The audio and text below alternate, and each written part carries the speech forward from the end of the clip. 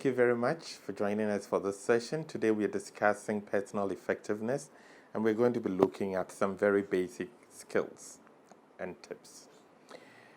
In this session, we want to start with the big picture. So we are beginning with the end in mind, and then we're going to look at how we can align all our actions towards that end goal that we have in mind.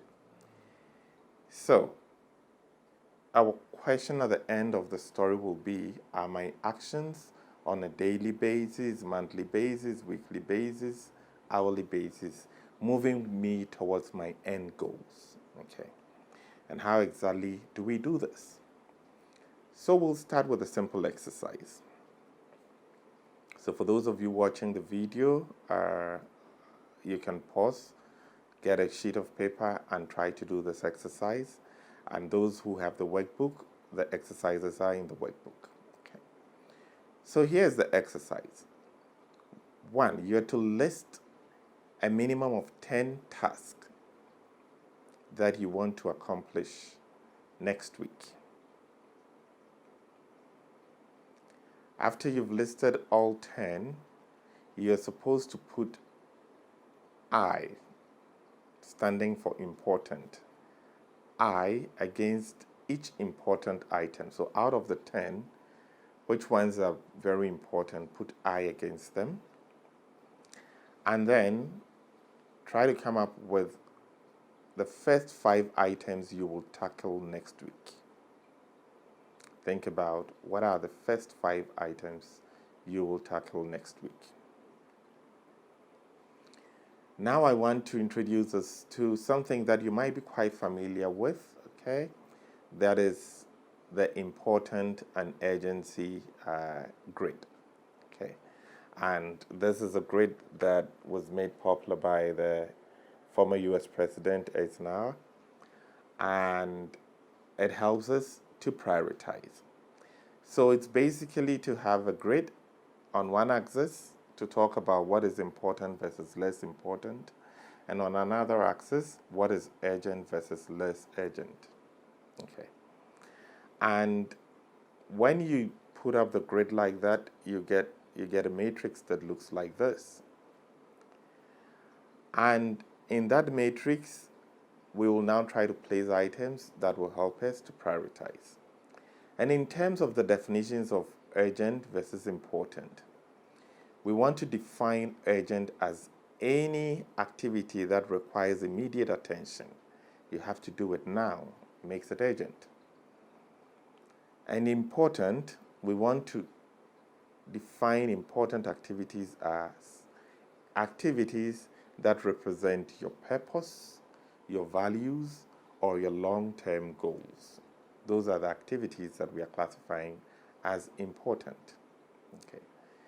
Now, based on what you had done earlier on your 10 tasks, go back and see which ones were pressing that needs immediate attention versus which ones are aligned to your purpose, your values, and your long-term goals.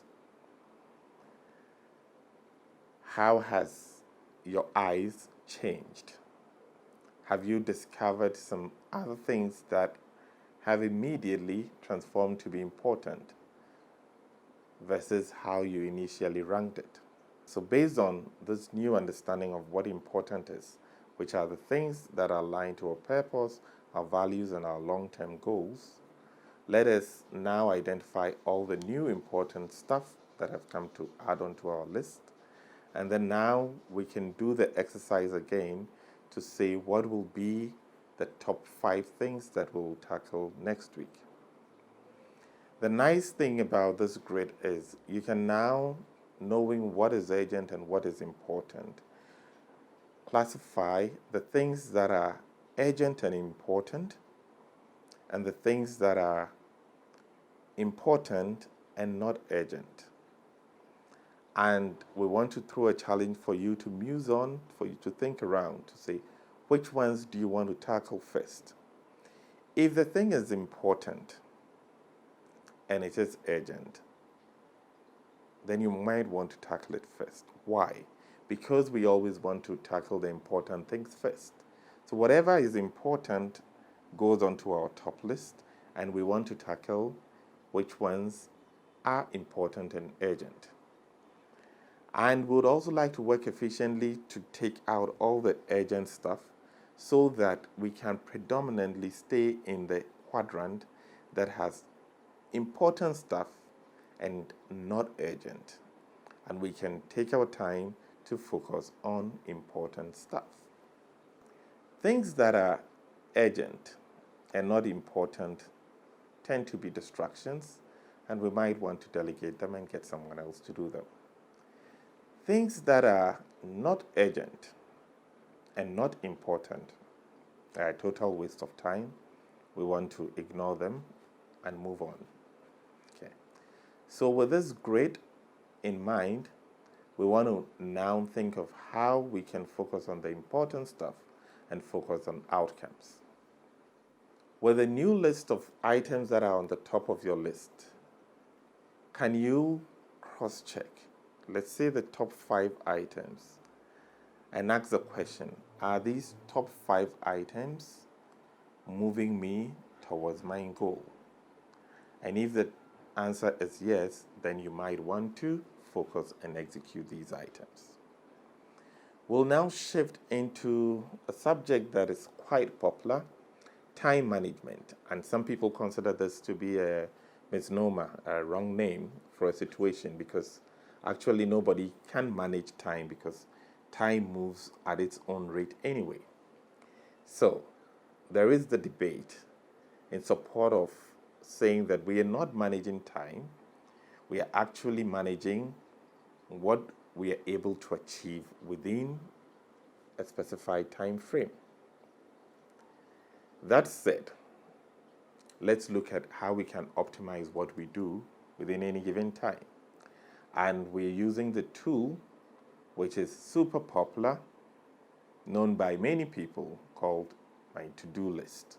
And it could be a daily to-do list, a weekly to-do list, a monthly to-do list. And how do we want to prepare our to-do list? There are a few tips that we want to recommend for you to try and then to see how well it works for you. One is to say, when you're working on your to-do list, focus on the outcome you want to achieve and how you list the process to the outcome. Okay. So you think about what the end result will be like, and then you put in what is the activity that will take me to that outcome. It is good to draw up the list the night before, your daily list. Draw it up the night before, because research has shown that if you wait till the morning to do your daily to-do list, you're likely to pump it up with urgent activities. Prioritize the important items and put the important items to the top. Use your urgent versus important matrix to do this prioritization. When you have your list with your important stuff at the top, start working from the top. Start working from number 1. You must focus on finishing one item before you move to the next item on the list. When you have finished with one item, what is recommended is to physically cross out that item. It is believed that that process of crossing out an item to say it is done signals a certain subconscious motivation to show that you're making progress in your day. Tackle one item at a time and tackle it once. Once you take an item on your list, make sure you bring it to a fruitful conclusion before you move to the next one. Try to stay away from the concept of multitasking, as people call it, because it's been proven that when you try to do more than one focused activity at a time, you actually end up losing more time. Try not to procrastinate anything. When something is on your list and you hit it, do it now. Do not allow stuff that wastes your time unnecessarily. And in all these efforts, make time for yourself, for friends and family, allow time for fun, and keep healthy. With these said, we're inviting you into the space to now push up on your personal effectiveness. In all these things, remember that many other things that have been discussed before come into play to make you effective, including how effective you are at managing communication, at managing your stress, at managing your relationship with others at work and in your life, how assertive you are with your behavior and staying focused and pushing for what you want to achieve. How well do you practice your communication skills, your listening and influencing skills? And amongst all these different things, we look to prioritize 3 key things. Okay, so we are elevating them to another level of importance. And those 3 things are goal setting. Those are your priorities. And then being proactive. When you said that I want to achieve this, then you need a plan and you need to take action. So that's about being proactive. And then time management, basically saying that having a schedule and doing what you have to do according to your plan. We want to focus on these 3 things because experience has shown that pushing these 3 elements of goal setting, planning and taking action, and doing the optimally best within any given time schedule actually is what leads to superior levels of personal effectiveness. So at this point, we invite you to look at your schedule again to be sure that you have the real important things that speak to your purpose, your values, and your goals being at the top, and then really test each of them with a question. Is this action going to take me closer to my ultimate goal? When that is done, we have one last recommendation to invite you into the space of having a peer coach or someone you work with in terms of helping to improve your personal effectiveness. And this someone is basically to ask you on a regular basis, say a daily basis, that simple question of, did you achieve what you set out to achieve today? And when you have these conversations, to openly say, yes, I achieved it, or no, I didn't, and here are the things that I did not achieve, and here's how I plan to make up for it and get back on track tomorrow. So let me leave you with my interesting image. I like it. It's a quote by Jory McKay. The quote says, "You will always have enough urgent tasks to fill up an entire day, week, year, or even a lifetime. But what you really should be spending most of your energy and time on is accomplishing important things. Lest you'll find yourself with a list of regrets of things you never found time to do, like a wasted life." And I love this image of a tombstone. "Rest in peace, Joe Blow." And it says he wasted a lot of people's time from 1960 to 2007.